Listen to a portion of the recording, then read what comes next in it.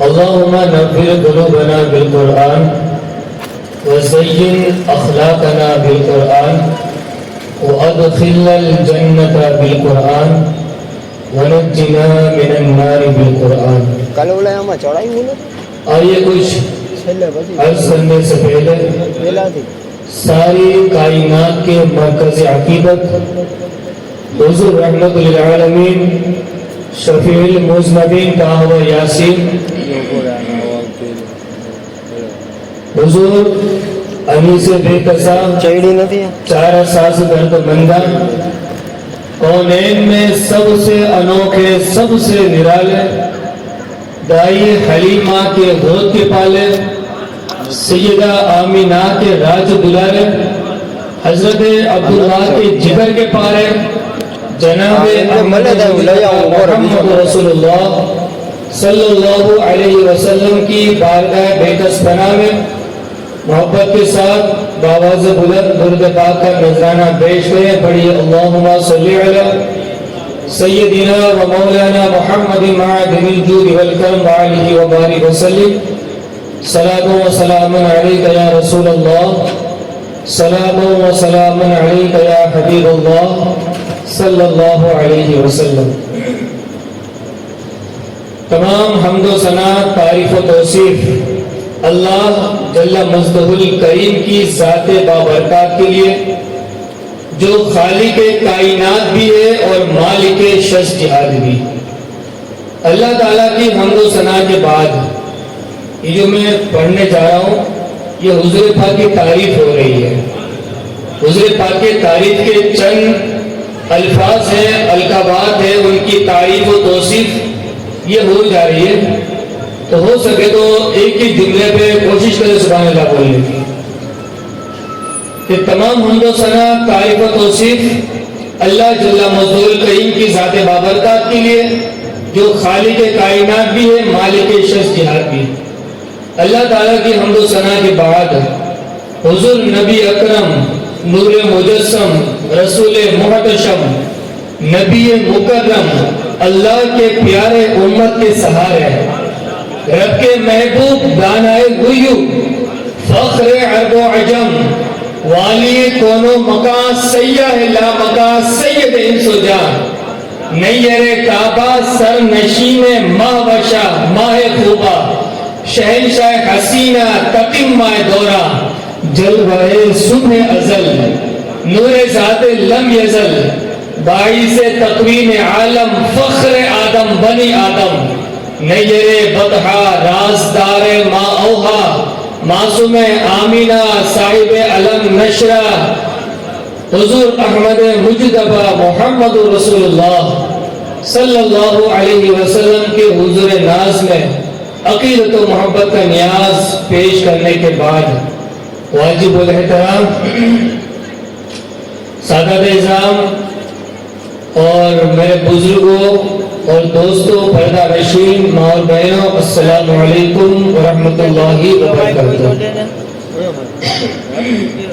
आज की हमारी ये महफिल पांचवी शब की महफिल है। तो चांद की गवाही आ गई, पांचवी शब की महफिल है। इंशाअल्लाह इस महफिल के अंदर हजरत इमाम हुसैन रज़ियल्लाहु तआला अन्हु की हालत जिंदगी के ताल्लुक से मैं कुछ बातें आपके सामने रखने की कोशिश करूंगा। अल्लाह तबारक व तआला की बारगाह अज़ीम में दुआ है कि परवरदिगार आलम मेरी जुबान पर सच्चाई और कलिमतुल हक जारी फरमाए और नसीहत की बातों पर मुझे आप तमाम हज़रात को अमल करने की तौफीक अता फरमाए और अहले बैत इस्लाम के नक्शे कदम पर और कुरान के बताए हुए तरीके पर हम सबको अल्लाह अमल करने की तौफीक अता फरमाए। अहले सुन्नत का है बेड़ा पार, असहाब हुजूर नज्म है और नाव है इतरत रसूलुल्लाह की। सरकार आला से फरमाते क्या बात रज़ा उस चमनिस्तान करम की, क्या बात रज़ा उस चमनिस्तान करम की, ज़हरा है कली जिसमें हसन और हुसैन फूल। मेरे आगे करीम सल्लल्लाहु अलैहि वसल्लम फरमा देना कि हसन और हुसैन ये दुनिया के फूल हैं। अल्लाह अकबर। इमाम हसन और हज़रत इमाम हुसैन हुज़ूर पाक पाक के नवासे हैं और अल्लाह ने आली शान मकाम उन्हें अता फरमाया। हुजूर पाक के लाडले लफ्ते जिगर हैं। कभी कभी हुजूर पाक ये भी फरमाया करते थे कि ये मेरे बेटे हैं, कभी फरमाते ये मेरी बेटी के बेटे हैं, कभी फरमाते ये मेरे नवासे हैं और बड़ी मोहब्बत करते हैं हज़रत इमाम हुसैन से। हज़रत इमाम हुसैन रज़ियल्लाहु ताला इमाम हसन की विलादत से पहले उनकी बशारत भी दी गई और अल्लाह तबारक व तआला ने उनकी विलादत के साथ साथ अल्लाह तबारक व तआला ने इनके साथ करबला में क्या होने वाला है वो भी अल्लाह ने पहले से खबर अता फरमा दी। फरमाते हैं कि जब मौला अली मुशीद उषा शेर खुदा करमल्लाहु तआला वजहुल करीम का निकाह हुआ तो माँ फातिमा जब घर पहुंची मौला अली के, फरमाते हैं उस रात उन्होंने क्या देखा कि हजरत अली रज़ियल्लाहु ताला जमीन से बातें कर रहे हैं। हजरत अली जमीन से बातें कर रहे हैं। हजरत अली का मकाम बातें बुलंद नहीं हुआ निकाह के बाद, निकाह से पहले ही वो अल्लाह के नेक मकबूल बंदे थे और पहले से उनकी असमत और रिफत अफजल हालत क्यों ना हो जो मक्का में पैदा हुआ है।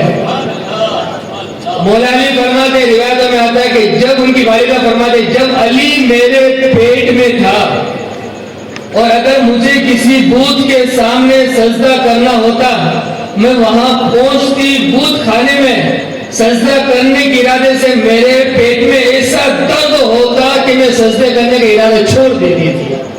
और जब अली पेट में थे ना फरमाते अल्लाह तबारक व तआला ने ऐसी ऐसी मखलूक मेरे नजरों के सामने रखा कभी मैं सोचती भी नहीं। अल्लाह वो अली की शान है कि वो अली की शान विलादत हुई तो खाने काबा कहते विलादत हुई और उनकी शहादत भी हुई है वो भी अल्लाह के घर में हुई। ये भी खाने काबा भी खुदा का घर है और मस्जिद भी खुदा का घर है। आए तो भी मस्जिद अल्लाह के घर में है और शहादत भी हुई तो मस्जिद के घर में हुई। अल्लाह का मकाम बुलंद क्यों ना हो। मेरे नबी ने अपनी लफ्ज़ जिगर का निकाह अली से फरमाया। कई रिश्ते आए थे उनके लिए लेकिन सारे रिश्ते में ये कहा कि मेरा रब जो रिश्ता मंजूर करेगा वो रिश्ता मुझे मंजूर है।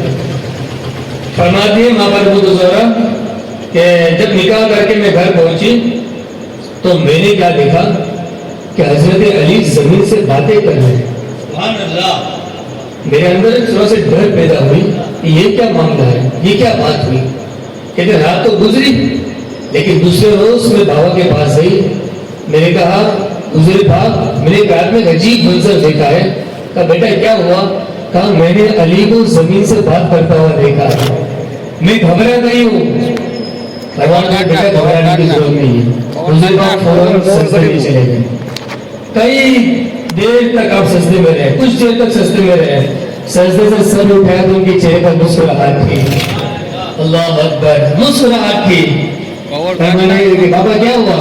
बेटा अल्लाह तबारक व तआला ने जमीन को हुक्म दिया तो जमीन अली से बातें कर रहा था, बशारत दे रहा था अली तुम्हारे घर पे फंजन की विलादत होने वाली है।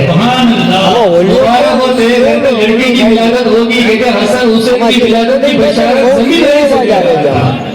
इससे हम फातिमा का भी मकाम देखे, अली का भी मकाम देखे, हसन हुसैन का भी मकाम देखे।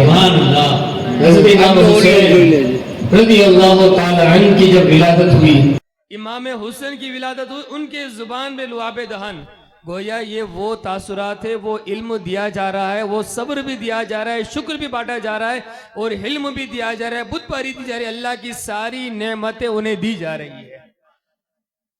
फिर कहा नाम क्या रखना है। अली तुम बताओ। कहा हुज़ूर पाक आपके होते हुए अली का क्या नाम रखे, आप ही नाम रख दें।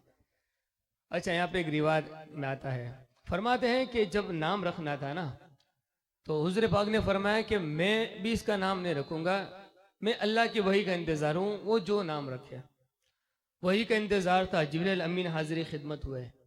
कहा हुज़ूर पाक इनका नाम हुसैन रखा जाए। हसन हुसैन के ताल्लुक से फरमाते इनका नाम ये रखा जाए।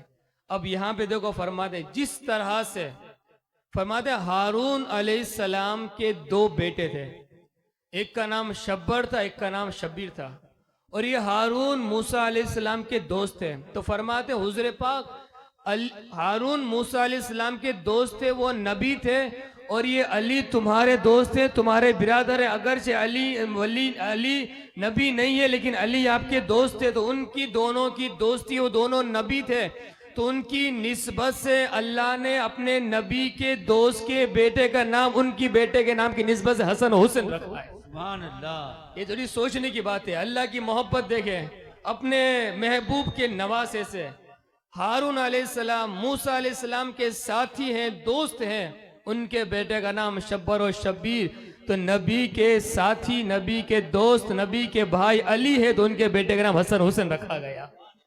और मेरे नबी फरमाते हैं सल्लल्लाहु अलैहि वसल्लम, आज मेरा इरादा है कि जब भी मैं हुज़ूर पाक का नाम लूँ ना, तब आपको सल्लल्लाहु अलैहि वसल्लम कहना है, इतना करना है।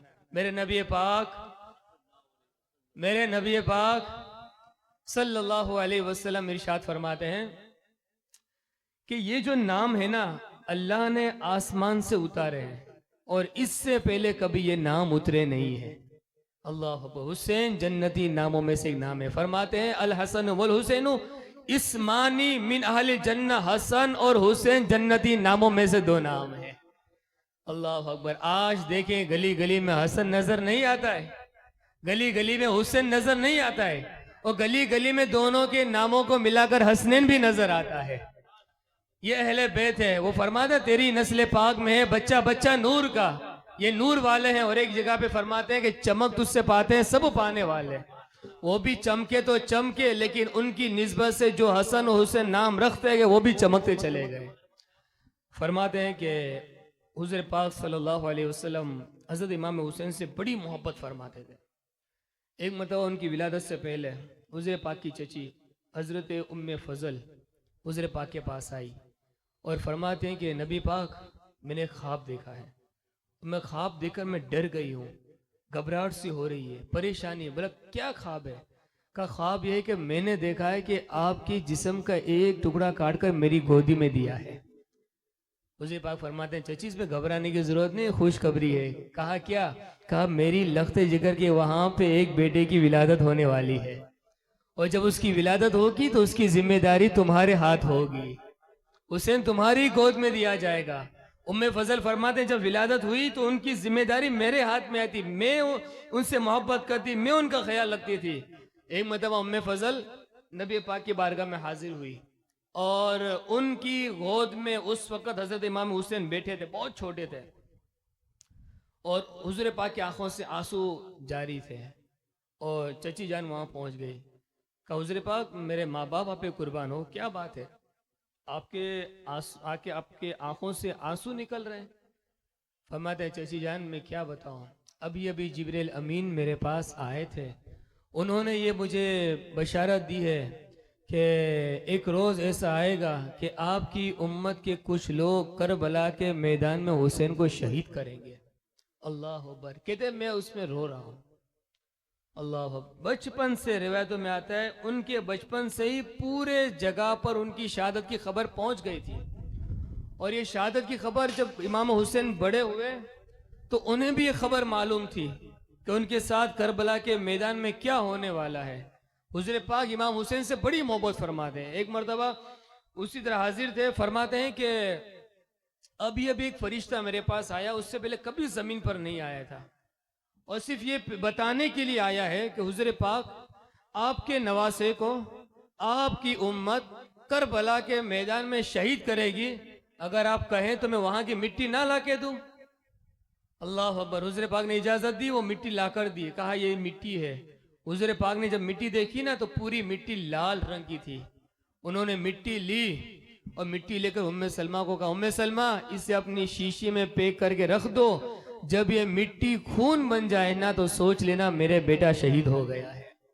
अच्छा हुज़ूर पाक की देखो इल्म गैब, उन्होंने उम्मे सलमा को ही क्यों दिया? तो इस बात की एक इशारा है कि वो जानते थे कि मेरी अज़वाज में सबसे लंबी उम्र अगर किसी की होगी तो उम्मे सलमा की होगी। उम्मे सलमा लंबी उम्र पाएगी। फरमाते हैं जब इमाम हुसैन करबला के मैदान में थे उस वक्त उम्मे सलमा मदीना मुनव्वरा में थी। जब 10 मुहर्रम के सुबह जब उनकी आंख खुली, जब उन्होंने नजर उठाई शीशी पर देखी तो क्या देखा? सारी मिट्टी खून बन गया था। उन्हें लोगों में चर्चा के लोगों नबी पाक ने फरमान ये बात बताई थी जब ये मिट्टी खून बन जाए तो समझ लेना मेरा नवाज साहब, मेरा बेटा करबला के मैदान में शहीद हो गया है। उन्होंने सारे लोगों को खबर दी। जब ये करबला का काफिला जब वहां से पलटकर मदीना पहुंचा, तारीख देखी गई तो उसी दिन उनकी शहादत हुई थी।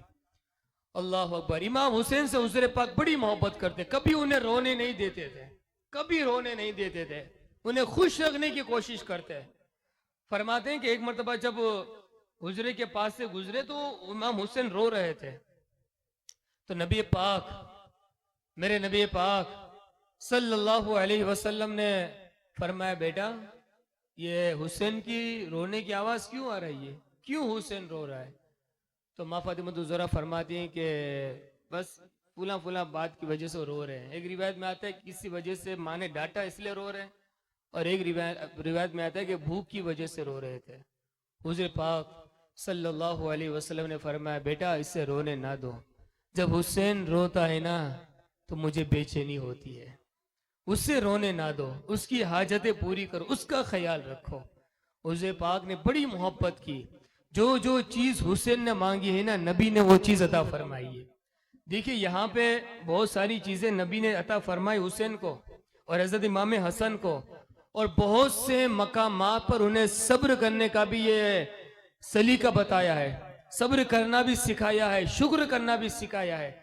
उनकी मोहब्बत में, उनकी आरज़ू में जब ईद का दिन था, उन्होंने कहा था कि हुज़ूर पाक हमें ईद का दिन है, अच्छे लिबास पहनने हैं, फुला ने भी अच्छे लिबास पहने, उनके पास भी अच्छे लिबास है, मुझे भी चाहिए, नए लिबास चाहिए। हुज़ूर पाक ने दुआ की, अल्लाह ने जन्नत से 2 जोड़े अता फरमा दिए। अल्लाह अकबर। अच्छा, इमाम हुसैन की क्या ज़ात है? फरमाते हैं कि एक साहबी रसूल थे हजरत दहिया कल्बी, हजरत दहिया कल्बी, बड़े खूबसूरत और हसीन चेहरे वाले और ठंडे मिजाज के बड़े अच्छे शक्ल सूरत वाले साहबी रसूल थे हजरत दहिया कल्बी।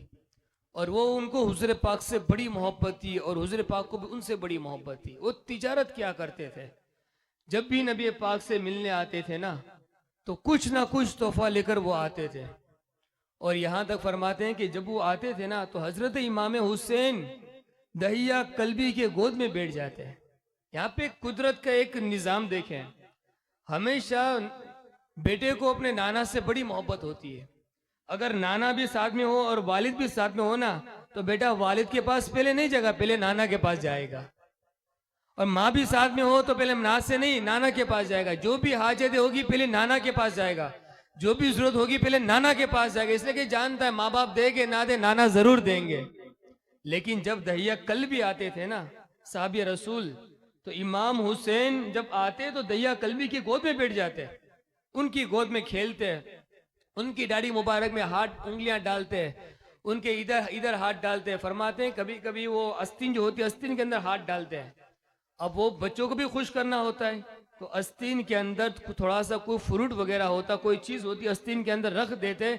इमाम हुसैन अस्तीन के अंदर हाथ डालते, अंदर से फ्रूट निकलता था, अंदर से खाने की चीज निकलती थी, वो लेके दौड़ के चले जाते थे, खाते भी थे, ले जाते थे। लेकिन जब भी दहिया कल्बी आते इमाम हुसैन उनकी गोद में बैठते। लेकिन फरमाते हैं दहिया कल्बी ये वो हस्ती है कि कभी कभी जिब्राइल अमीन दहिया कल्बी की शक्ल में नबी पाक के पास हाजिर होते थे। जिब्राइल अमीन दहिया कल्बी की शक्ल में आते, ऐसा लगता था कि दहिया कल्बी साहब रसूल जा रहे हैं, हालांकि वो जिब्राइल अमीन होते। ये पावर देखने की हर किसी को ना होती थी। अब इमाम हुसैन का मकाम देखें, जिब्राइल अमीन दहिया कल्बी की शक्ल में नबी पाक के पास हाजिर हैं। उतने में इमाम हुसैन भी आए। वो क्या सोचे कि दहिया कल्बी है, हालांकि जिब्राइल अमीन थे। वो फौरन आके गोदी में बैठ गए और जिब्राइल अमीन भी रश्क करते होंगे, यार आज मेरी किस्मत कुर्बान ना जाए इमाम हुसैन की जात पर, मेरी किस्मत खुल के आज हुसैन मेरी गोद में खेल रहा है। एक रिवायत में आता है कि हुजूर पाक उन्हें लेना चाह रहे थे कि जिब्राइल अमीन है, उन्हें हटाना चाह रहे थे, तो जिब्राइल अमीन ने कहा हुजूर पाक ना हटा, इसे खेलने दे। उनकी गोदी में खेलते रहे, दाढ़ी मुबारक में हाथ डालते रहे, अस्तीन में हाथ डालते रहे। और एक रिवायत में आता है कि जब उन्होंने अस्तीन में आदत के मुताबिक हाथ डाली तो वो दहिया कल्बी जो असल में थे आस्तीन के अंदर कोई ना कोई खाने की चीज रखा करते थे। इस बार जिब्रील अमीन उनकी शक्ल में थे तो जन्नत से उनके लिए फल मौजूद था। सुभान अल्लाह। अल्लाह अकबर। अच्छा, वो इमाम हुसैन का मकाम भी देखे, अल्लाह ने उनकी आंखों में बचपन से वो तासीर, वो बसीरत अता फरमाई थी कि जिब्रील अमीन को पहले से देखा करते थे। इस बात से अंदाजा लगा, एक मर्तबा हसन और हुसैन दोनों आपस में कुश्ती लड़ रहे थे, मशहूर वाकया है, आपस में कुश्ती लड़ रहे थे और वहां पे दूसरे भी एक साहबी रसूल और भी थे और माँ फातिमा ज़ोहरा भी वहां मौजूद थी। तो हुजूर पाक हसन से कहने लगे, हसन हुसैन को यहां से पकड़ो, यहां से पछाड़ो, ये से करो, ऐसे करो। हालांकि होना ये चाहिए था कि छोटे बेटे से कहे हुसैन तुम ऐसा करो, तुम ऐसा करो, लेकिन बड़े बेटे को कहा जा रहा है कि हसन ऐसे पछाड़ो, ऐसे पकड़ो, ऐसे करो। तो माँ फातिमा तो ज़ोहरा से रहा ना गया, कहा बाबा जान छोटे बच्चे को आपको हौसला देना चाहिए, अब बड़े को हौसला दे रहे हो, बड़े से कह रहे हो। तो नबी पाक फरमाते हैं फातिमा तुझे ये दिख रहा है कि मैं हसन से कह रहा हूँ, सामने जिब्रील खड़े वो हुसैन को सपोर्ट कर रहे हैं। सुभान अल्लाह। जिब्रील अमीन है हुसैन को सपोर्ट करे, वो हुसैन से कह रहे हैं हसन को ऐसे पकड़ो, ऐसे पछाड़ो, ऐसे करो। अल्लाह अकबर। वो इमाम हुसैन है, इमाम हुसैन रदी अल्लाह ताला अन्हु का मकाम देखें रब की बारगाह में कितना बुलंद बाला है। एक मर्तबा नबी पाक सल्लल्लाहु अलैहि वसल्लम और हजरत अली मुर्तजा किसी गज़वे में गए हुए थे और हजरत इमाम हसन हजरत इमाम हुसैन घर पे थे। एक रोज इमाम हुसैन अपने घर से बाहर निकले और चलते चलते एक बाग में पहुंच गए। वहां पहुंचे तो एक यहूदी जिसका नाम एक यहूदी थे, तो फरमाते हैं यहूदी ने उस बच्चे को उठाकर अपने घर ले जाकर छुपा दिए। इसलिए इमाम हुसैन रदी अल्लाह ताला का चेहरे मुबारक चमकदार था, हसीन चेहरा नजर आया। तो फरमाते हैं इब्ने रफा, इनके वालिद का नाम रफा था, इब्ने रफा ने उनको घर के अंदर ले गए और बहुत देर तक घर के अंदर छुपा के रखे रहे। यहाँ पे वक्त गुजरता रहा। माँ ने कहा बेटा हसन जाओ अपने भाई को ढूंढ लाओ ना, अभी तक वो घर पे क्यों नहीं आए, देखो कहाँ है वो, ढूंढ के लाओ अपने भाई को। हजरत इमाम हसन रदी अल्लाह तआला घर से निकले और ढूंढते ढूंढते उसी बाग के पास पहुंचे। वहां जाकर उन्होंने आवाज दी या अखी अयना अंता, ए मेरे भाई तू कहाँ है। तो आवाज दे रहे थे ए मेरे भाई तू कहाँ है, मेरे भाई तू कहाँ है, चल तुझे घर पे बुला रहे हैं। तो आवाज दे रहे थे, कोई मौजूद था नहीं, कहीं से आवाज नहीं आ रही थी। तो कुछ ही देर में वहां से एक हिरनी का गुजर हुआ, एक हिरन का वहां से गुजर हुआ और बच्चे बच्चे थे।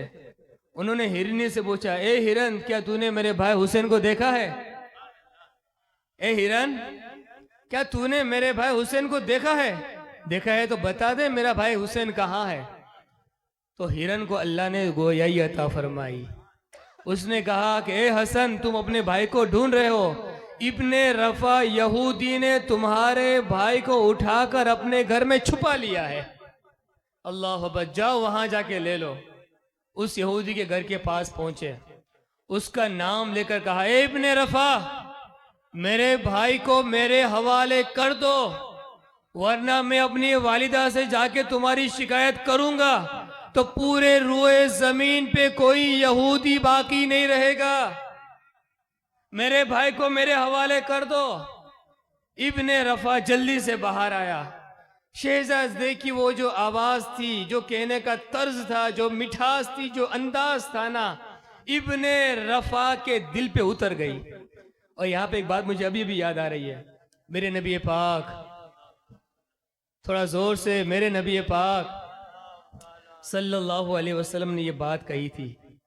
क्या कहा था, अगर किसी ने मेरे नवासों को, हसन हो या हुसैन, एक रिवायत में हुसैन, किसी ने अगर हुसैन को टच कर लिया, छू लिया ना, फरमाते उस पर जहन्नम हराम है।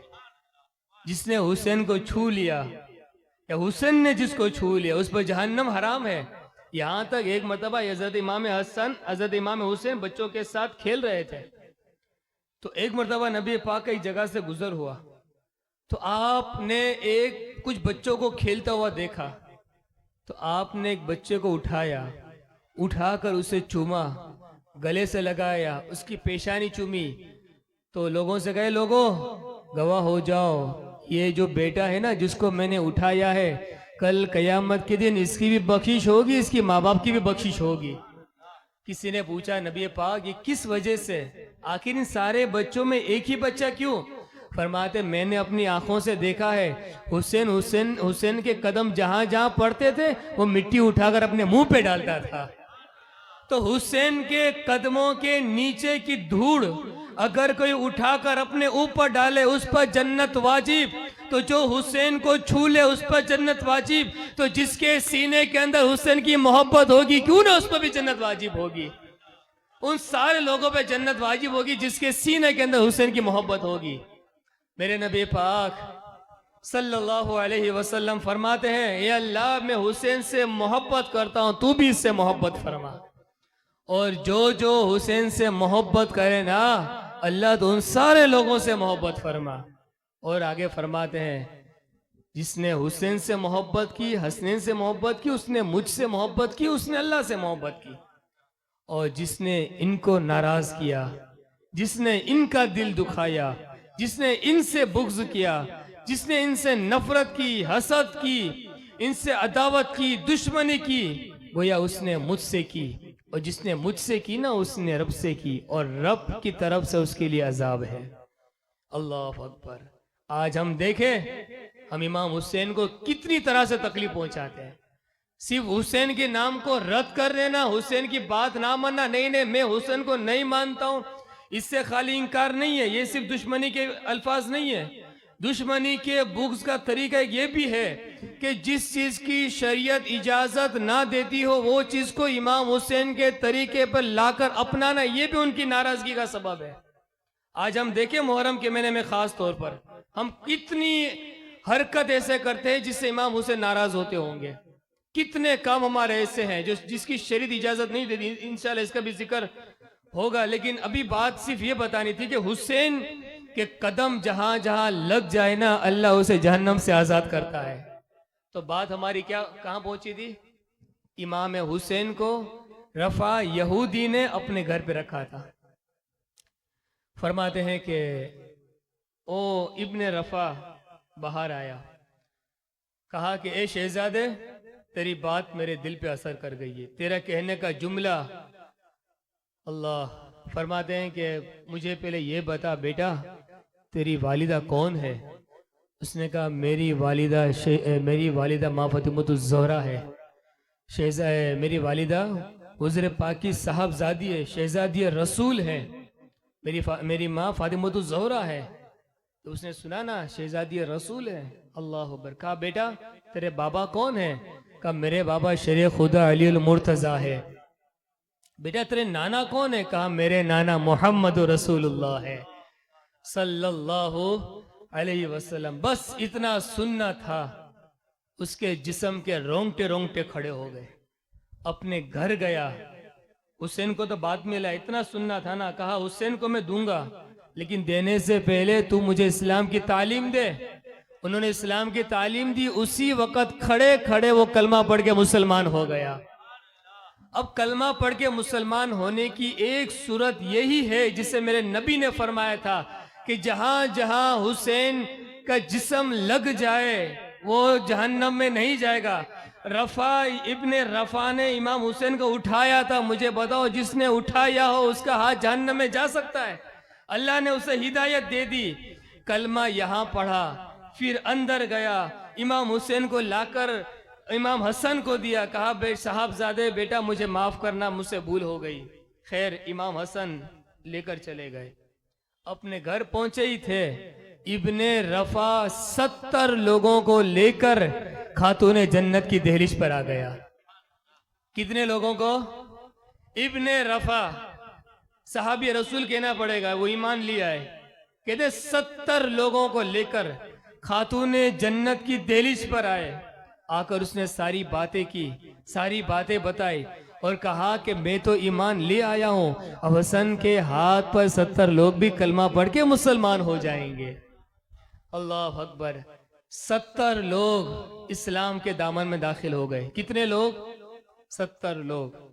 फिर जब ईमान ले आए ना, इब्ने रफा ने माँ फातिमा ज़ोहरा से कहा, ए शहजादी रसूल, मैं आपसे मेरी उस खता की माफ़ी चाहता हूँ कि मैं हुसैन को अपने घर छुपा के रखा था, मुझे माफ़ कर दे, मेरी गलती हो गई।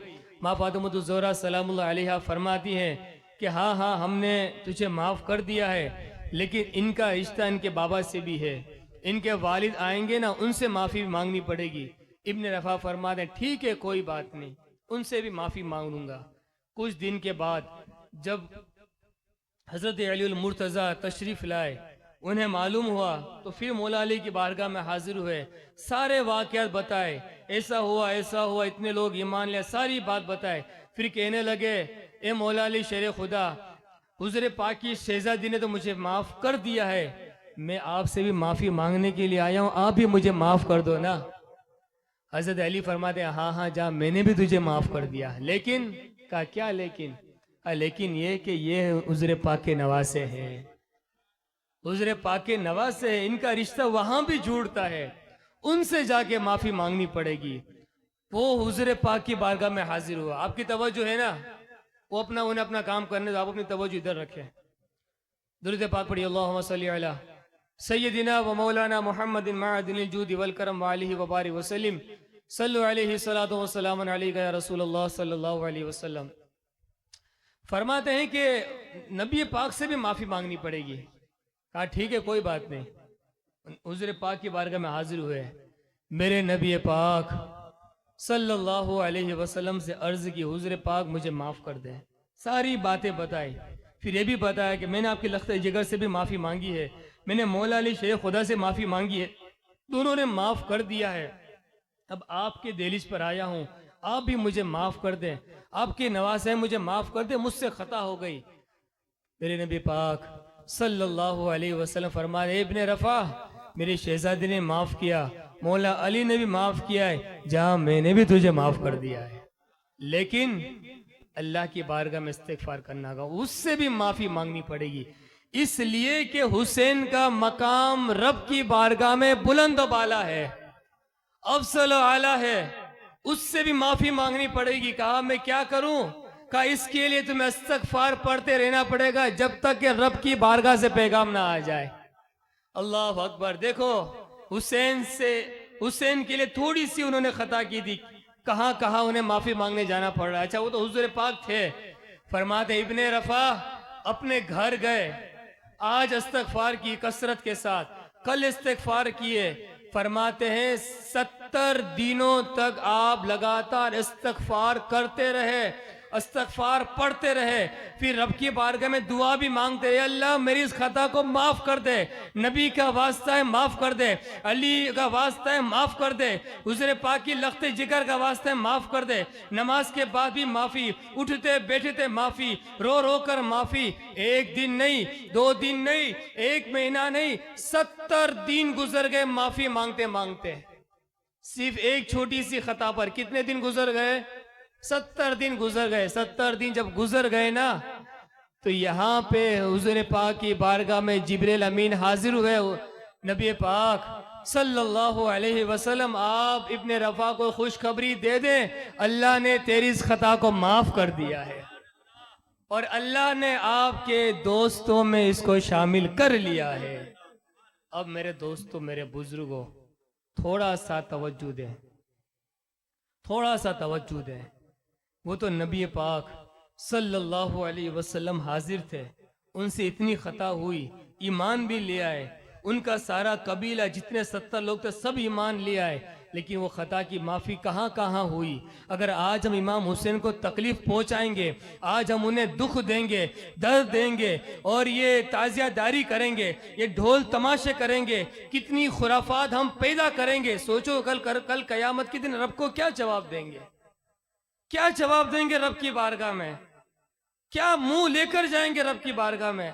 हसन हुसैन तो जन्नती जवानों के सरदार हैं और जन्नती जवानों में सारे लोग आ गए, सारे जन्नती जवान। इसका मतलब क्या? हजरत आदम अलैहिस्सलाम से लेकर कयामत तक जितने कलमा पढ़ने वाले जन्नत में जाएंगे सारे जन्नती जवानों के सरदार हसन और हुसैन है। यार हम ईमान वाले नहीं है क्या? हम नबी का कलमा पढ़ने वाले नहीं है? तो क्या हमें जन्नत में जाने की आरज़ू भी है कि नहीं है? हम ये चाहते हैं कि जन्नत में जाएं, हम ये चाहते हैं यहाँ पे नमाज पढ़ के भी चाहते हैं कि जन्नत में जाएं। लेकिन साहिबो, इमाम हुसैन को हम खास तौर पर इस महीने के अंदर तकलीफ पहुंचाते हैं। सोचो उन पर क्या गुजरती होगी, क्या बीती होगी उन पर। थोड़ा सा सोचिए, अपने हाल पर सोचें कि इमाम हुसैन रज़ी अल्लाह तआला अन्हु को जिस अंदाज से हम तकलीफ पहुंचा रहे हैं, क्या क्या हरकतें कर रहे हैं। कोई बिना चप्पल के घूम रहा है, कोई कहते हैं इमाम हुसैन के मांगने वाले हम घर घर मांग मांग के खाएंगे। न जाने कोई नौबी तस्बीह को कितने खुराफात पैदा करते हैं। औरतों मर्द का मिलना जुलना होता है, हरामकारी होती है। इमाम हुसैन को तकलीफ पहुंचती है। साहिब जन्नत में नहीं जहन्नम में जाएंगे अगर तौबा किए बगैर मर जाएंगे तो। उस इब्ने रफा ने छोटी सी खता की थी, शहजादे को दे भी दिया था, ईमान भी ले आए थे, सब कुछ की, लेकिन कहा तौबा इस्तगफार करनी पड़ेगी। साहब आज कौन है हमें आके बताएगा कि तू जन्नती है कि जहन्नमी है? कौन है हमें आकर बताएगा? हम अपने किरदार को सुधारें, अपने हालात को सुधारें। अगर यहाँ इमाम हुसैन हमसे नाराज रहे और हम मर गए ना, कब्र के अंदर हमारा अजाब होगा, मैदान मेशर होगी। हम चाह रहे होंगे कि हम जन्नत में जाएं, लेकिन नबी पाक फरमाएंगे तूने दुनिया के अंदर मेरे नवासे को तकलीफ नहीं दी थी? तूने मेरे नवासे के नाम पर कितनी तूने खुराफात पैदा की थी, कितनी तूने खुशी बनाई। सोचे इमाम हुसैन ने नबी की शरीयत बचाने के लिए करबला के मैदान में उनके जिस्म पर 72 जख्म लगे थे, उसके बावजूद जब नमाज का टाइम हुआ ना सजदे में चले गए। अल्लाह अकबर। और आज हम क्या कर रहे हैं साहिब? इमाम हसन इमाम हुसैन का तज़किरा सुन लेना जितना आसान समझते हैं ना, इतना आसान नहीं है। इनका तज़किरा, इनका जो महफिल हम बनाते हैं, अल्लाह का शुक्र है कमेटी वाले जो बनाते हैं, अल्लाह का लाख लाख शुक्र है। इनके लिए दुआ है अल्लाह इन्हें दुनिया में खूब भला दे, खूब अजर दे कमेटी वालों को, दुनिया आखिरत में बेहतर से बेहतर अल्लाह कमेटी वालों को जजा दे, अजर दे, फायदा दे। अल्लाह इनकी रोजी में बरकत दे, इन्हें महफिल करने की और शौक दे। अल्लाह इन्हें दुनिया में नमाजी बना दे, हाजी बना दे, तिलावत कुरान वाला बना दे। अल्लाह इनकी औलादों को नेक बनाए। साहिब जो ये महफिल कर रहे हैं और आज ये पैगाम आप तक पहुंचा रहे हैं, अगर ये प्रोग्राम ना करते तो ये पैगाम आज यहाँ तक ना पहुंचता।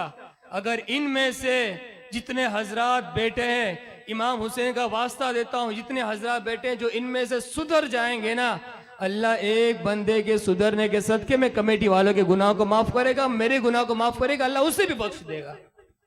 साहिबो अपने आप को थोड़ा सुधारने की कोशिश करें। मैं और आप देखें हम कहाँ खड़े हैं, हम क्या कर रहे हैं, हमारा कौन सा अमल है जो हुसैन को तकलीफ पहुंचाता है। हजरत इमाम हुसैन रज़ी अल्लाह ताला अन्हु की ज़ात कोई मामूली ज़ात नहीं है साहिब, बहुत अफजल आला मकाम है। कितना अफजल आला, एक वाक़या इससे भी आप अंदाज़ा लगाएं। हजरत इमाम हसन हजरत इमाम हुसैन रज़ी अल्लाह ताला अन्हु एक मरतबा दोनों बच्चों ने एक तख्ती लिखी थी। तख्ती यूं समझे कि उन्होंने पहली मरतबा कलम उठाया और उन्होंने कुछ राइटिंग की और कुछ लिखा तख्ती के ऊपर, लकड़े के तख्ते पर कुछ लिखा। दोनों शहजादों ने लिखा, दोनों ने लिखकर जल्दी से पहले माँ के पास आए, कहा अम्मी जान हमें बताएं हम दोनों भाइयों में से किसने सबसे अच्छा लिखा है। अब माँ फातिमा तो ज़ोहरा जानती थी, माँ हर जानती, अगर एक बेटे का कहूँगा इसने अच्छा लिखा तो उसका दिल टूटेगा, कहूँगा उसने अच्छा लिखा तो इसका दिल टूटेगा। अगर ये भी कह दूँ ना कि बेटा तुम दोनों ने अच्छा लिखा है, तो दोनों समझ जाएंगे माँ ने तुमने इससे बस कर दिया है। कहा बेटा इसका फैसला तो तेरे बाबा जान करेंगे। मौला अली के पास हाजिर हुए, वो भी यही सोचे, कहा इसका फैसला तो नाना जान होगा। नाना जान के पास हाजिर हुए, नाना जान ने कहा बेटा बात यह है कि इसका फैसला तो अल्लाह रब्बुल इज़्ज़त ही फरमाएगा कि तुम दोनों में से किसने अच्छा लिखा है। जिसके घर की छोटी छोटी बात हो, जिसको ऐसे ही कर दिया जाए, नहीं नहीं तुम दोनों ने अच्छा लिखा है, माशाअल्लाह वाह वाह सुभान अल्लाह कर दे, वो दोनों को इनाम दे दे हुजूर पाक, ले तुम्हारे लिए इतना पैसा, तेरे लिए इतना पैसा, तुम दोनों ने अच्छा लिखा है, वाह सीने से लगा दे। बात खत्म हो सकती थी राजी करके, खुश करके, लेकिन नहीं, बताना मंजूर था अल्लाह की बारगाह में कितने मकबूल बंदे हैं। लोगों को दिखाना था कि कितना अफजल मकाम है इनका। फरमाते बेटा तुम्हारा ये लिखना, ये तो फिर अल्लाह रब्बुल इज़्ज़त ही बताएगा किसने कितना अच्छा लिखा है। जिब्रील अमीन हाजिर खिदमत हुए, का रब ने एक सेब अता फरमाया है। उसने कहा, अब देखो सेब भी है तो जन्नत का सेब है, ऐसा नहीं कि बाजार में से सेब लेकर आओ, जन्नती सेब। और अल्लाह फरमाता ये सेब को तख्ती को रखी जाए और ये सेब को ऊपर से फेंका जाए तो ये सेब जिसकी तख्ती पे गिरेगा उसकी लिखान अच्छी थी। अब जैसे ही तख्ती वो सेब को छोड़ा गया ना, ऑटोमेटिकली खुदा की कुदरत सेब के दो टुकड़े हुए, एक टुकड़ा इमाम हसन की तख्ती पर, दूसरा टुकड़ा इमाम हुसैन की तख्ती पर। अल्लाह अकबर। ये वो हसन हुसैन है, ये वो फातिमतुज़ ज़हरा के लख्त जिगर हैं। और माँ फातिमतुज़ ज़हरा ने इनकी इसी तरबियत की है। फरमाते हैं जब चक्की पीसती थी ना तब जबान पे कुरान पाक की तिलावत जारी थी, खाना बनाते जबान पर तिलावत कुरान होती, बच्चे को दूध पिलाते वजू के साथ दूध पिलाती थी, जबान पर तिलावत कुरान होती थी। उठना बैठना कुरान की तिलावत तिलावत तिलावत। असर ऐसा हुआ कि करबला के मैदान में जब हजरत इमाम हुसैन रज़ी अल्लाह तआला अन्हु के सर अनवर को जब शहीद किया गया और यजीदियों ने एक ऊंची जगह पर एक नेज़े पर लटका कर जब ले जा रहे थे तो लोगों ने, देखने वालों ने देखा इमाम हुसैन की जबान उस वक्त भी हिल रही थी। जब सुना तो क्या सुना, कुरान की आवाज आ रही थी। धड़ करबला के मैदान में है और सर नेज़े पर है। अच्छा एक बात मैं आपको बता दूं, यजीदियों में से एक ने कहा था कि लगता तो यह है कि हम जीत गए हैं, ये हार गए हैं, लेकिन ये हारना भी कैसा है कि आज भी उसका सर बुलंद नजर आ रहा है।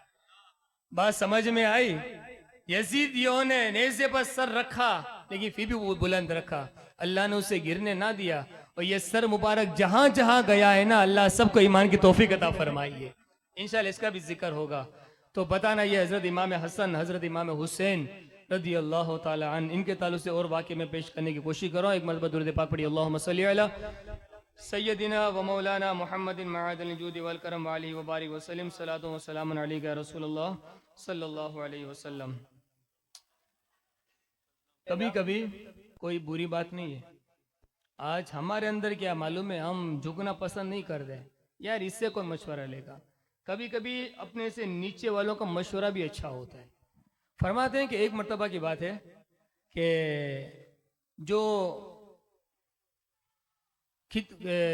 खिदमत अंजाम करने वाले जो लोग होते हैं, चौकीदारी करने वाले, जिसे हमारे यहाँ पे पुलिस कहते हैं ना, जो देखभाल करते हैं लोगों की, तो मौला अली के ज़माने में पुलिसें थी जो चारों तरफ घिरी फिरी रहती थी। कोई भी मामला होता वो हज़रत अली की बारगाह में ले आते।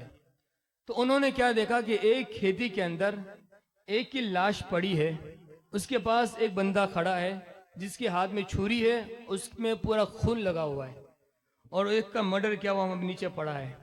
जब वो पुलिस ने जब देखा ना, मौला अली की जो खादिम ने कहा इसने तो मर्डर किया है, उसे लिए मौला अली की बारगाह में लेकर हाजिर हुए। अल्लाह अकबर। कहा सारी बातें बताई। मौला अली ने फरमाया कि क्या तुमने कत्ल किया है? हालांकि उसने किया नहीं, तो उसने कहा जी मैंने कत्ल किया है। तो कहा कि किसास ये है कि खून के बदले खून हो, तुमने उसका खून किया है, उसके बदले तुम्हारा भी खून होना चाहिए। तो तैयार हो गया, ठीक है कोई बात नहीं, मैं इसके लिए हाजिर हूँ। फैसला हो गया। एक आदमी दूर से दौड़ता हुआ आया, कहा रुक जाइए रुक जाइए। मौला अली रुक गए। कहा क्या बात है?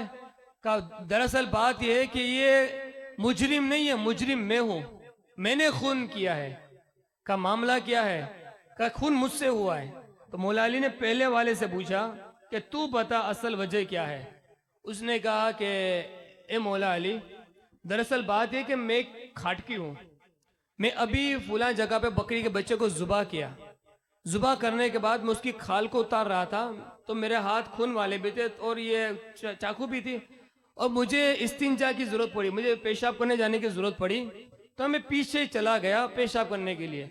जब मैं वहां से इस्तिंजा से फारिग हुआ तो मैंने क्या देखा, वहां पे लाश पड़ी थी और मैं वहां पे खड़े खड़े देख रहा था कि ये किसने किया होगा। इतने में आपके लोग आए, पकड़ लिए, शोर मचा लिए। अब इन्होंने देख लिया था कि मेरे हाथ में खून भी है, छुरी भी है। अब अगर मैं ना भी कहूं तो भी बात माननी नहीं जाएगी, तो फिर सोचा कि इससे अच्छा है कि मान ही जाओ, ना मानूंगा कोई कुछ होगा, इससे अच्छा है कि मान जाओ। कहा मैं मान गया। अब जिसने कहा ना कि ये मुजरिम नहीं है मैं मुजरिम हूं, उससे पूछा गया अब तू बता माजरा क्या है। उसने कहा कि ए मौला अली, दरअसल बात यह है कि उसका खून मैंने किया है। कहा किस वजह से किया है? कहा इस वजह से कि लालच में आकर, मैं गरीब हूं और ये पैसे वाला था, लालच में आकर मैंने इसका खून कर दिया। खून करने के बाद, इसको कत्ल करने के बाद मुझे कुछ लोगों की आने की आहट हुई, मैं जल्दी वहां से उठा, छुप गया। और जब छुप कर ये सारा मंजर देख रहा था, मुझे पता चला कि उसको कत्ल करने वाले हैं। तो सोचा बिला किसी को यार कत्ल करना अच्छी बात तो नहीं है। कहा तो सोचा मुजरिम तो मैं हूं ना, वो कहाँ मुजरिम है। तो कहा कि मैं अपने आप को हाजिर करने के लिए, ये बेगुनाह है, बेगुनाह को सजा ना दे, गुनहगार मैं हूं। अब मौला अली चाहते तो फौरन फैसला कर सकते थे, इसलिए कि इसने जुर्म कबूल कर लिए। अब मौला अली का ये तर्ज देखो, करीब में हजरत इमाम हसन बैठे हुए थे। कहा बेटा हसन, इसमें तुम्हारी क्या राय है? मौला अली शेर खुदा करमुल्लाह ताला वजुल करीम, जब बाबुल मदीनतुल इल्म जिसे कहा जाता है, इल्म के पहाड़, इल्म का खजाना, वो मौला अली अपने बेटे हसन से पूछ रहे, बेटा हसन इसमें तुम्हारी क्या राय है, तुम क्या कहना चाहते हो? कहा अब्बाजान, मैं तो कहना चाहता हूँ इसे रिहा कर दिया जाए, इसे कत्ल ना किया जाए। बेटा किस वजह से?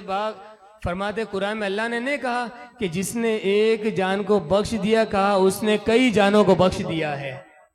इमाम हसन फरमाते, कुरान में रब फरमाता है जिसने एक जान को बख्श दिया उसने कई जानों को बख्श दिया है। मौला अली बड़े खुश हुए, शाबाशी दी, कहा बेटा तूने बड़ी अच्छी बात बताई, जा इस वजह से मैंने उससे भी माफ कर दिया, उससे भी माफ कर दिया है। अच्छा, जिसको कत्ल किया गया था ना, उसके लिए क्या है? फरमाते उसको बैतुल माल में से उसको पैसा दिया जाए, उसके कत्ल का जो पैसा लगता था बैतुल माल में से दिया जाए। कभी कभी अपने से छोटों से मशवरा कर लेना, ये भी अच्छी बात है। इमाम हसन, इमाम हुसैन, ये वो तरबियत वाले दोनों शहजादे हैं, कभी इनके अंदर घमंड तकब्बुर पैदा नहीं हुआ है।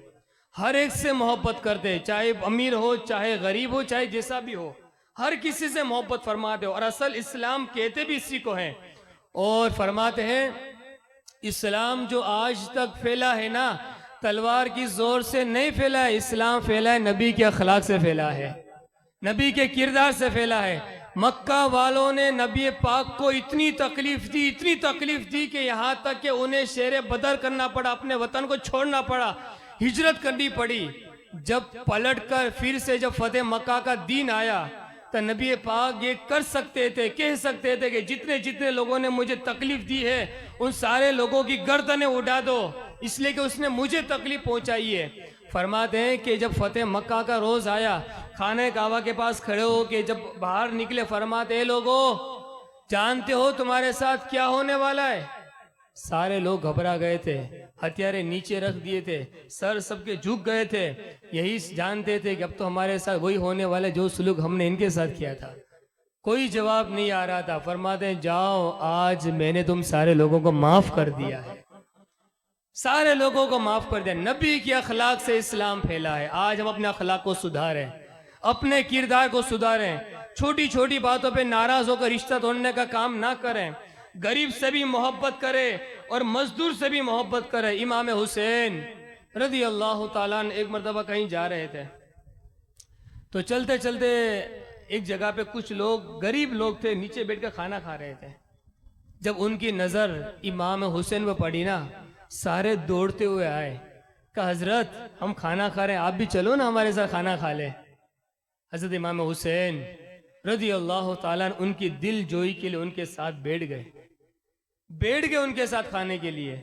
जब खाना खा लिए, सब खुश हुए, जब खड़े हुए तो कहने लगे दोस्तों सच में मेरा खाने का इरादा नहीं था, अगर मैं ना खाता तो ये होता कि इनको घमंड है, तकब्बुर है, खाने का इरादा नहीं था, तुम्हारी दिल जोई के लिए मैं तुम्हारे साथ खाने के लिए बैठ गया था। अल्लाह अकबर। ये वो अहले बैत है और ये खानदान सखी खानदान है, सखावत करता है, लोगों को बांटता है। अहले बैत वो खानदान है, उनके दर से कोई खाली नहीं गया, कोई खाली नहीं गया उनके आस्थाने से। एक मर्तबा का जिक्र है, फरमाते हैं एक शख्स हाजिर हुआ जिसने अपनी गरीबी का जिक्र किया। बूढ़ा शख्स था, कहता है हजरत ये तकलीफ है, वो तकलीफ है। इमाम हसन या गालिबन हजरत इमाम हुसैन ने 2 लाख रुपए उन्हें अता फरमाए। 2 लाख अशरफिया के 2 लाख दिरहम अता फरमाए और कहते हैं कि वो उससे उठाया ना जा रहा था। इतना पैसा इमाम हुसैन ने अता फरमाया, जाओ इसे ले जाओ। उसे उठाया नहीं जा रहा था। कहा हुज़रत मुझसे उठाया नहीं जा रहा, इतनी आपने सखावत कर दी है। 2 मजदूरों को बुलाया गया, कहा जाओ ये पैसे उठाओ, उनका जहां घर है वहां जाके रख दो। मजदूर को मजदूरी भी इमाम हुसैन अपनी जेब से अता फरमाई। इमाम ने अपने जेब से अता फरमाई। अल्लाह अकबर। एक मरतबा हजरत इमाम हुसैन रदी अल्लाह तआला अन्हु की दहलीज पर एक साइल आया। उसने दस्तक दिखा, मैं गरीब हूँ, मेरी मदद फरमाए।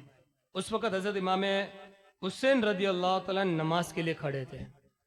और ये वो ख़ानदान है ना, ये वो ख़ानदान है कि जब नमाज का वक्त होता था, वज़ू के लिए बैठते थे, इनके चेहरे का रंग बदल जाता था। नमाज की अजान होती, मुसल्ले पे खड़े होते, इनके चेहरे का रंग बदल जाता, पीला पड़ जाता। और ये चीज़ हज़रत अली के अंदर भी थी और यही चीज़ हुज़ूर पाक के अंदर भी थी। नमाज का टाइम होता, बेचैन हो जाते, जल्दी जल्दी मस्जिद के लिए तब चलते। किसी ने मौला अली से पूछा, आपका कलर बदल क्यों जाता है? फरमाते हैं, रब की बारगाह में जो हाजिर होना है। यही चीज़ हज़रत इमाम हसन हज़रत इमाम हुसैन में थी। फरमाते, हज़रत जब आप वज़ू करते हैं तो आपके चेहरे पर ये डर जैसा और आपके चेहरे का कलर बदल क्यों जाता है? फरमाते, तुम्हें नहीं पता? अल्लाह वादो ला शरीक की बारगाह में जो हाजिर होने जा रहा हूँ, अल्लाह की बारगाह में हाजिर होने के लिए जा रहा हूँ। और जब ये लोग नमाज के लिए खड़े होते थे ना, इनकी सारी तवज्जो नमाज में होती। अच्छा, जैसा बाप होता है ना, इससे बेटर ऐसा असर बेटों पे आता है, फिर उनके बेटों पर, उनके बेटों पर, उनके बेटों पर आता है। इमाम ज़ैनुल आबिदीन रदी अल्लाह ताला अन्हु एक मरतबा नमाज के लिए खड़े थे। घर के अंदर आप नमाज पढ़ रहे थे। फरमाते हैं कि उनके घर पे आग लग गई। आग लगी उनके मकान पे, वो नमाज पढ़ रहे, आग लगी, सारे लोग जमा हो गए, शोर मच गया कि अहले बैत के घर पे आग लग गई। सारे लोग आग बुझाने में लग गए, पानी लाते रहे, आग बुझाते रहे, लेकिन मेरे इमाम नमाज पढ़ते रहे। मेरे इमाम, ये भी इमाम है अहले बैत के, मेरे इमाम ज़ैनुल आबिदीन नमाज पढ़ते रहे। और जब आग बुझ गई तो एक तरफ उनकी नमाज भी ख़त्म हुई। कहा, हजरत आपके मकान पे आग लगी थी और आप नमाज पढ़ रहे थे, इतनी लंबी नमाज कर दी। कहा, तुम दुनिया की आग को बुझा रहे थे, मैं आखिरत की आग को बुझा रहा था। अब ये पैगाम मैं अपने उन भाइयों को देना चाहूँगा, सारे भाइयों को देना चाहूँगा। ये अहले बैत हैं, अहले बैत हैं। 12 इमामों में से एक इमाम इमाम ज़ैनुल आबिदीन है। आबिदीन ज़ैनुल आबिदीन इसलिए कहा जाता है कि इबादत की जीनत है। फरमाते हैं कि कल कयामत के दिन सारे लोगों को जब कब्र से उठाया जाएगा तो नाम ले लेकर उठाया जाएगा, लेकिन जब ज़ैनुल आबिदीन की बारी आएगी तो उसे अली करके नहीं पुकारा जाएगा, उसे उठाया जाएगा तो इमाम ज़ैनुल आबिदीन के नाम से उठाया जाएगा। वो ज़ात है। इमाम हसन नमाज के लिए या इमाम हुसैन नमाज के लिए खड़े थे। अच्छा, ये बात हदीस पाक में भी है। गालिबन हज़रत अब्बास रदी अल्लाह ताला अन्हु से ये मरवी है, उनसे ये हुआ। फरमाते हैं, एक रोज़ मैं मस्जिद में एतिकाफ में बैठा हुआ था। हज़रत अब्बास से ही शायद ये गालिबन उन्हीं से है। एक रोज़ मैं मस्जिद के अंदर एतिकाफ में बैठा हुआ था। एक साइल, एक कर्जमंद, एक हाजतमंद मेरे पास आया। उसने कहा, हजरत मैं मकरूज़ हूँ, मुझे पैसे की हाजत है, मुझे ज़रूरतमंद है, प्लीज़ आप मेरी मदद फरमाएं, मेहरबानी फरमाएं। तो हज़रत अब्बास रदी अल्लाह ताला अन्हु मस्जिद से निकले। जब बाहर निकले तो साइल कहने, हजरत आप एतिकाफ में? कहा, कोई बात नहीं, ये नफली एतिकाफ है। कहते हैं, किसी की मदद करना एतिकाफ से ज़्यादा सवाब मिलता है। किसी की मदद करना, आज हम मदद करते हैं ना तो 4 लोगों में डंका बजाते हैं, फुला हाजी साहब ने फुला की मदद की है, फुला ने फुला को दिया है। ये ना करें, बंद मुट्ठी दिया करें। इमाम हसन नमाज पढ़ रहे थे, दरवाजे पर दस्तक दी, जल्दी जल्दी उन्होंने नमाज पूरी की, नमाज ख़त्म की। कहा कि देखो दरवाजे पर फ़कीर आया, उसे ज़रूरतमंद है, जाओ पैसों के ख़जानों में से पैसे ले आओ। उस वक़्त उनके पास 200 दिरहम मौजूद थे। कितने मौजूद थे? 200 दिरहम। कहा, लाओ ले आओ। कहा, कितने? कहा, 200 दिरहम में। कहा, जाओ जो साइल आया है ना उसको दे दो। खादिम कहने लगा, हजरत 200 दिरहम घर के अखराजात के लिए रखे गए हैं, आप ये भी दे देंगे तो फिर हमारे पास क्या बचेगा? कहा रब की जात तो है ना, वो कोई ना कोई इंतजाम कर देगा, लेकिन हमसे ज्यादा जरूरतमंद तो साहिल है, जाओ इससे जाके दे दो। अल्लाह अकबर। हजरत इमाम हुसैन रदी अल्लाह तआला अन्हु के पास एक साहिल आया। अब ये आखिरी बात पेश कर दूं। एक साहिल उनके पास आया, देहात का रहने वाला था। आया, आने के बाद उसने एक चिट्ठी लिखी। चिट्ठी के अंदर लिखा था, मैं गरीब हूँ, मैं जरूरतमंद हूँ, मैं हाजतमंद हूँ, मुझे ये तकलीफ है, ये जरूरत है, वो जरूरत है। चिट्ठी लिखी और गुलाम के जरिए, खादिम के जरिए अंदर चिट्ठी उसने भिजा दी।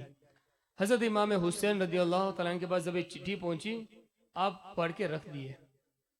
अब वो बाहर जो देहाती आए थे ना, वो इंतजार कर रहा था, अभी अंदर से पैसे आएंगे, अभी आएंगे, अभी आएगा। कोई जवाब नहीं आया अंदर से। कुछ देर हुई तो वो बेचैन हुआ।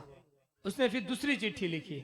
देखो बेसब्री का क्या होता है। उसने दूसरी चिट्ठी लिखी, कहा ए हजरत हुसैन, आप अहले बैत में से हैं, मैं आपके आस्थाने पर एक साइल बनकर आया हूं। अगर मैं यहां से लौटा तो कोई ना कोई मुझे पूछेगा तुझे वहां से क्या मिला। अगर मैं कहूं कि मुझे कुछ नहीं मिला तो ये तो फिर आपकी शान में गुस्ताखी होगी कि उन्होंने कुछ दिया नहीं। अगर मैं कह दूं कि मुझे मिला है तो फिर ये तो झूठ हो जाएगा। क्या कहा? अगर मैं कहूं कि मुझे मिला है तो झूठ हो जाएगा। अगर मैं कहूं कि कुछ नहीं मिला है, कि इनके खजानों के जो मुंह थे मेरे लिए बंद हो गए, यानी कि आपने मुझे कुछ दिया नहीं है, तो ये आपकी शान में गुस्ताखी होगी और मेरी भी ये रुसवाई होगी कि मुझे कुछ नहीं मिला। दूसरी चिट्ठी लिखी, खादिम के जरिए अंदर पहुंचा दिया। जैसे पहुंचाया, फौरन अंदर से 10,000 दिरहम आए। 10,000 दिरहम के साथ इमाम हुसैन ने एक और चिट्ठी लिखी और लिखे उसमें लिखा था कि ए साहिल, तुमने बहुत जल्दी की, जल्दी करने की बिना पर मेरे पास सिर्फ इतने ही पैसे थे, 10,000 दिरहम जो मैं आपको दे रहा हूं। अगर आप जल्दी ना करते ना तो और ज्यादा मिल जाता। आपने जल्दी की इसलिए 10,000 ही मिला है। अगर सब्र करते ना तो और ज्यादा मिलता। आप बेसब्री हुए, आपने जल्दी की। तो सुनो, अब यूं समझना कि आपने मेरे पास कुछ मांगा नहीं और मैंने आपको कुछ दिया नहीं है। बस कुछ नहीं, ना आपने मांगा ना मैंने आपको दिया, सब भूल जाओ। अल्लाह अकबर। इससे हमें एक सबक सीखने को मिलता है। हम जब अल्लाह की बारगाह में मांगते हैं ना, हमारा क्या होता है, यूं मांगा है यूं फटाक से में मिल जाए, सुबह में मांगा है फौरन मिल जाए। साहिबो, ऐसा नहीं होता है। सबसे पहले जल्दी चाहिए तो जबान साफ होनी चाहिए। इन जबान से हराम लुकमा जाने ना दे, इन जबान पर गाली गलौज आने ना दे, इन जबान पर झूठ आने ना दे, इन जबान पर वो चुगली को, गीबत को कुछ आने ना दे। जब ये जबान साफ होगी, यहाँ से जाने वाली सारी चीजें हलाल होगी, तो ये जो थूक है ना, थूक के अंदर सारे असरात आते हैं, वो थूक हमारे अंदर उतरेगा। जो भी हलाल रोजी होगी हमारे अंदर उतरेगी। वो जब अंदर उतरेगी, वो हलाल रोजी अंदर जाकर अंदर के बातिन को रोशन करेगी। जब अंदर का बातिन रोशन होगा तो ये सारा कनेक्शन दिमाग पर आएगा, दिमाग भी हमारा साफ होगा, तो जबान भी साफ, दिल भी साफ, दिमाग भी साफ। जब उससे जो दुआ मांगी जाएगी, अर्श का रहमान पहले कबूल फरमाएगा। बात समझ में आए? दुआ कबूल ना होने का यही नतीजा है। जबान गंदी, लुकमा हराम, न जाने क्या कुछ जबान पर है, गाना भी है, गाली गलौज भी है। कितने भाई हमारे ऐसे हैं जो सुबह में उठते हैं ना, तो पहली जबान पे गाली होती, फिर कहते मुझे चाय दे। कारोबार पहले जाते हैं तो पहले गाली होती है, फिर कहते बता क्या हिसाब हुआ। साहब, तो फिर दुकान में बरकत, घर में बरकत कैसे आएगी? फिर ये हलाल हराम जब यहाँ पहुंचेगा तो उसकी जो ज़हनी होगी वो भी गंदी सोच होगी। तो ये भी गंदा, ये भी गंदा, ये भी गंदा, जब सब मिल जाते हैं ना, फिर ऐसे गंदे को सजदे की तौफीक भी मिलती नहीं है। इमाम हुसैन की महफिल में मैं और आप दोनों हाजिर हैं। हम तमामी हजरात मिलकर यहाँ बैठे बैठे दिल के अंदर ये पक्का अज़म, पक्का इरादा, पक्का वादा इमाम हुसैन को हाजिर रख के करें कि इमाम हुसैन आज आपकी महफिल के अंदर बैठकर मैं अल्लाह की बारगाह में दुआ करता हूँ, इमाम हुसैन के सदक़े में अल्लाह मेरे सारे गुनाहों को माफ फरमा दे। आमीन आमीन। मैंने जितने हराम कमाई है, खाई है, जो कुछ भी किया है, उन सारी चीजों से इमाम हुसैन आपको वसीला बनाकर आपको गवारा के दुआ मांगता हूँ। आज के बाद मैं काम नहीं करूंगा, मुझे माफ कर दे, रोजी हलाल कमाने की, खाने की मुझे तौफीक अता फरमा दे।